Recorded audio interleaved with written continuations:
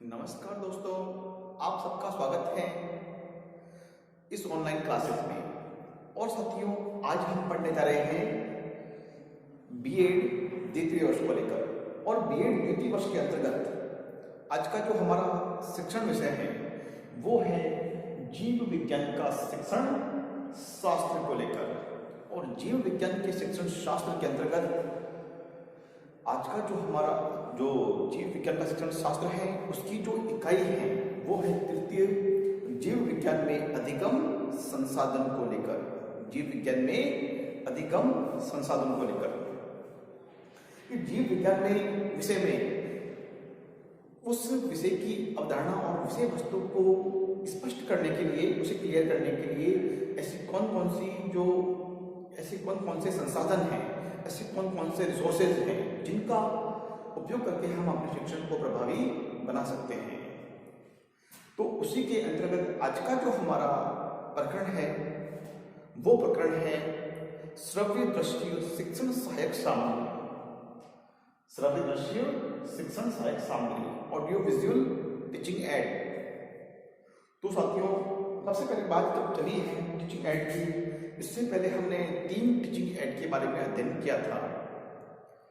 तो उसमें teaching add में मतलब जो टेलीविज़न है, और टेलीविज़न के बाद में हमने समाचार पत्र, जो एक सबसे पहले तो प्रोजेक्ट के बारे में पढ़ा, टेलीविज़न के बारे में पढ़ा, और उसके बाद में हमने जो छोटी छोटी फिल्मों के बारे मतलब एक डॉक्यूमेंट्री फिल्म के बारे में पढ़ा कि डॉक्यूमेंट्री फिल्म भी शिक्षण सहायक सामग्री बन सकती है हमारे लिए। और उसका एक दौर काफ़ी चला उसका, और वर्तमान में और भी टेक्निक आई है। तो अब हम पढ़ने जा रहे हैं अगले शिक्षण सहायक सामग्री हमारे समक्ष है, वो है नाटक को लेकर। साथियों, नाटक शिक्षण सहायक सामग्री के रूप में है और बहुत ही, मैं कह सकता हूँ कि बहुत ही प्रभावी माध्यम है। जैसे कि मान लीजिए, हालांकि नाटक कोई नवीन विधा तो है नहीं, लेकिन ये बात तो मानी जाती है कि नाटक प्राचीन काल से चला आ रहा है।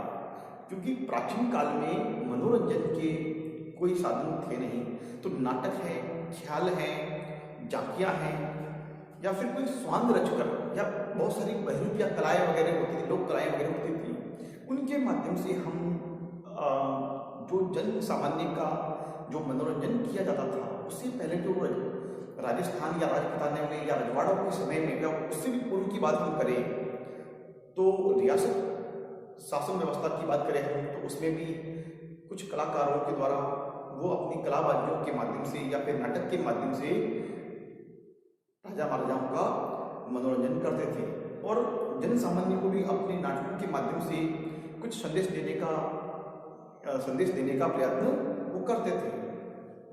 और वही उनकी आजीविका का साधन भी होता था। पहले जमाने में जैसे आपने देखा होगा कि नाटक दिखाने के लिए नट जाति जो विभिन्न तरह की कलाबाजियाँ करने में समर्थ थी और वो कर सकते थे, तो उसके द्वारा भी मतलब लोगों का मनोरंजन भी होता था, साथ में उन्हें कुछ आमदनी भी होती थी। तो अब वर्तमान में जैसे जैसे समय बीतता गया और नाटक लिखे जाने लगे। नाटक तो ठेठ संस्कृत काल से, जिसे कहते हैं ना, काव्येषु नाटकम रम्यम, जैसे कि भरत मुनि का जो कथन है संस्कृत में, तो कह सकते हैं कि नाटक विधा एक अच्छी विधा है और एक प्रभावी छाप देने के लिए बालकों में काम में ले सकते हैं। उदाहरण के तौर पर बताना चाहूँगा साथियों कि यदि हम किसी बालक को शिक्षा को प्रभावी देना चाहते हैं, प्रभाव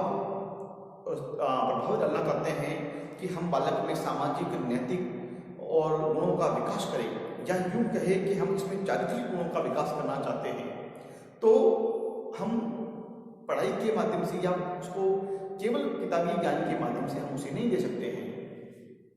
किताबी ज्ञान के माध्यम से उसके पढ़कर उन बातों को समझा जा सकते हैं, लेकिन उसे दुगुना प्रभाव, उस पर मतलब दुगुना प्रभाव दिखाने के लिए हमें क्या करना होगा, उस चीज़ को नाटक के माध्यम से लिखा जाए। जैसे मान लीजिए कि मर्यादा पुरुषोत्तम राम के बारे में आप कहानी बता रहे होंगे, या रामचरितमानस को पढ़ के बता रहे हो, उसकी कहानी के रूप में आपने बता दिया, तो उसका उतना असर नहीं होगा। लेकिन मर्यादा पुरुषोत्तम राम की चरित्रिक गुणों के बारे में लेकर आपने नाटक को रच लिया वहाँ पर, तो वो उनके मनोरंजन का विषय तो होगा ही, साथ में उनके राम का जो चारित्रिक गुण है वो उनकी मस्तिष्क पटल पर हमेशा स्थायी होगा, क्योंकि देखकर सीखना अधिगम का स्थायित्व प्रदान करता है। देखकर सीखना मस्तिष्क में हमेशा अधिगम को एक स्थायित्व प्रदान करता है, और देखकर सीखा हुआ ज्ञान हमेशा स्थायी होता है, क्योंकि प्रत्यक्ष ज्ञान जो होता है वो हमेशा स्थायी ज्ञान होता है। इसलिए नाटक से क्या होता है, तो प्रत्यक्ष ज्ञान होता है। प्रत्यक्ष ज्ञान अधिगम को स्थायित्व प्रदान करता है।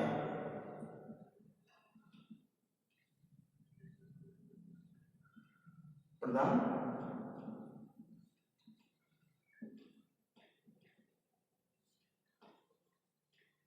करता है, और बच्चे उस नाटक को देखकर उस चरित्र को अपने जीवन में उतारने का या उसके जैसे बनने का कोशिश करते हैं, और उसी से उनमें चारित्रिक गुणों का विकास होता है। आप महाराणा प्रताप के बारे में उन्हें कितना भी इतिहास में पढ़ा दीजिए, लेकिन महाराणा प्रताप की स्वांग के माध्यम से नाटक को, उनकी जीवनी को नाटक के रूप में बताकर पेश किया जाए, तो बालक के जीवन में याद करने में वो ज्ञान स्थायित्व प्रदान करेगा। ठीक उसी प्रकार से किसी भी विषय को नाटक के रूप में बताने से ये मान लीजिए कि वो सीख सकता है। अब आता है हमारे सामने दूसरा शिक्षण सामग्री है, वो है कंप्यूटर को लेकर। साथियों, कंप्यूटर आधुनिक जो टेक्नोलॉजी है, आधुनिक जो मतलब युग है वर्तमान का, जो 21वीं सदी कह सकते हैं, 21वीं सदी का जो सबसे मतलब ये कह सकते हैं कि इंटरनेट के माध्यम से क्रांति लाई है, क्या सूचना प्रौद्योगिकी के रूप में क्रांति है, या फिर आप यूँ मान लीजिए कि समस्त सूचनाओं के आदान प्रदान में जो क्रांति लाने वाला जो उपकरण है, तो वो एकमात्र कंप्यूटर है। कंप्यूटर के उपयोग से आप कोई भी व्यक्ति एक बहुत ही चंद मिनटों में या सेकंड में बड़ी से बड़ी गणना को मतलब कर सकता है। इसके माध्यम से इसमें गलतियां लगभग नहीं होती हैं, नहीं के बराबर। यदि कोई इसे गलत कमांड दिया जाए या सूचना दिया जाए तो ही गलती करेगा, अन्यथा ये अपनी तरफ से कोई गलती नहीं करेगा। इसमें गलतियों की कोई गुंजाइश नहीं रहती है। कंप्यूटर जो है वो शिक्षा के क्षेत्र में, आप बैंकिंग के क्षेत्र में, आप रक्षा के क्षेत्र में, या फिर वैज्ञानिक प्रयोगशालाओं एवं अनुसंधान केंद्रों के रूप में भी इसका प्रयोग किया जा रहा है। आपने देखा होगा कि विदेशों में जो विकसित जो देश हैं, उन सभी देशों में कंप्यूटर के माध्यम से बालकों को पढ़ाया लिखाया जाता है। और लेकिन भारत जैसा देश में थोड़ी सी आर्थिक समस्याओं का चलते, भारत देश में आर्थिक समस्याओं के चलते हम हमारे बालकों को कंप्यूटर के माध्यम से पढ़ाई नहीं करवा सकते हैं। तो फिर भी हमारी राज्य सरकार ने ये कोशिश करी है, और कि मतलब मेधावी छात्रों को जो टैबलेट है या मतलब लैपटॉप देने की व्यवस्था की है। तो ये सरकार का बहुत ही सराहनीय कदम है। मैं ये कहता हूँ कि इससे हर बालक मेधावी छात्र बनने की और अग्रसर होगा, और एक बहुत ही अच्छा प्रोत्साहन बालकों को यहाँ पे मिलता है। साथ में कंप्यूटर जो है साथियों, इसके माध्यम से बालकों के प्रोजेक्ट बनाना, उन्हें इंटरनेट के माध्यम से जोड़कर सूचनाएं प्रदान करना, उसमें उन्हें सब्जेक्ट से जुड़ी हुई या विषय से जुड़ी हुई समस्याएं आ रही हैं, तो उस पर बहुत सारे व्यूज़ के माध्यम से उसे वहाँ पर सूचनाओं का प्रेषित किया जाता है। तो उन सूचनाओं के माध्यम से बालक अपने हर कॉन्सेप्ट को क्लियर कर सकता है। ठीक उसी प्रकार से पहले सीखने के लिए बालकों, जैसे मतलब पहले विंडो स्टार्टिंग में विंडो आई थी MS ऑफिस के में, विंडो जैसे पहले चलती थी 95, उसके बाद आई 98, और अब 2000 विंडो चल रही है, जो उसकी कार्य क्षमता बहुत ही अधिक है। और वर्तमान में जो इस सॉफ्टवेयर को बनाने वाली जो कंपनी है उसका नाम है माइक्रोसॉफ्ट।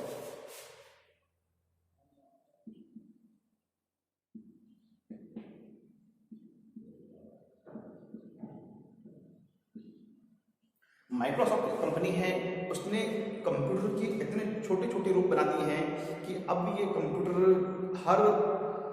हर परिवार में आपको एक कंप्यूटर मिल जाएगा। लगभग हर कंप्यूटर की हर व्यक्ति तक पहचान मतलब एक पहुंच बन गई है। तो इस कंपनी के द्वारा, सॉफ्टवेयर बनाने वाली कंपनी ने बहुत सारे मतलब ऐसे फीचर्स बनाए हैं जिसके माध्यम से प्रत्येक व्यक्ति के पास कंप्यूटर से आधारित सूचनाएं मिल जाएगी, मतलब सुविधाएं मिल जाएगी।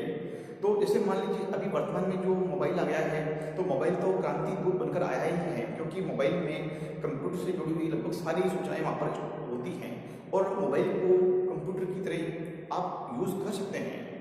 तो सूचनाओं एवं पढ़ाई के माध्यम से अभी वर्तमान में आपने देखा होगा वर्तमान के दौर में कि बहुत से लोगों ने अपने मोबाइल के माध्यम से अपनी क्लासों को, ऑनलाइन क्लासों को यूट्यूब के माध्यम से देखा है, चलाया है। तो ये कहीं ना कहीं कंप्यूटर ऐसा सिस्टम है जिसके माध्यम से आप पढ़ाई करते हैं। तो कंप्यूटर को स्टार्ट करने से पहले सबसे पहले ये देखा जाता है कि कंप्यूटर को स्टार्ट करने वाला जो ऑपरेटर है, सबसे पहले उसको स्टार्ट करने से पहले सबसे पहले उसको देखेगा कि सभी इसकी जो इसको जो नियंत्रण है, जिसका सीपीयू से नियंत्रण है, इसका जो कंट्रोल यूनिट है, पैनल यूनिट है, उसमें वो देखेगा कि वायरिंग सही से लगा हुआ है कि नहीं, उसके सीपीयू से जुड़ा हुआ, उसके मॉनिटर से जुड़ा हुआ, एवं जो मुख्य मेन स्विच हैं उसको भी देखेगा। उसके बाद में सब तरीके से वायरिंग उसकी देखने के बाद सब कुछ वायरिंग ठीक है, उसके बाद से मेन स्विच को ऑन करेगा। उसके बाद मेन स्विच ऑन करते ही उसकी तमाम सारे पार्ट्स में विद्युत धारा बहने लगेगी और उसके बाद में कंप्यूटर की मॉनिटर जो होगी उस पर मतलब कंप्यूटर कुछ बूटिंग स्टेप होंगे, उसको बोलते हैं बूट करना। कंप्यूटर बूटिंग करेगा, बूटअप करेगा और उसके बाद बूटिंग के बाद में कंप्यूटर में कुछ इसमें जो स्टोर सूचनाएं हैं वो मॉनिटर पे दर्शाएगा। उसके बाद कंप्यूटर अपने कार्य करने के लिए आगे तैयार होगा। तो साथियों, आज के दौर में कहने का मतलब इतना है कि कंप्यूटर एकमात्र ऐसा साधन है जिसके द्वारा हम अपनी शिक्षण व्यवस्था को बहुत ही अच्छी तरीके से कर सकते हैं और कंप्यूटर मतलब शिक्षा में बहुत ही महत्वपूर्ण एवं सहायक साधन के रूप में है। लेकिन ये थोड़ी सी क्या है कि खर्चीली एक्सपेंसिव प्रणाली है, लेकिन मोबाइल के माध्यम से आप लोग पढ़ाई कर सकते हैं। तो अब हम साथियों आज के लिए इतना ही, फिर मिलेंगे अगले वीडियो व्याख्यान में। तब तक के लिए बहुत बहुत धन्यवाद। जय हिंद, जय भारत।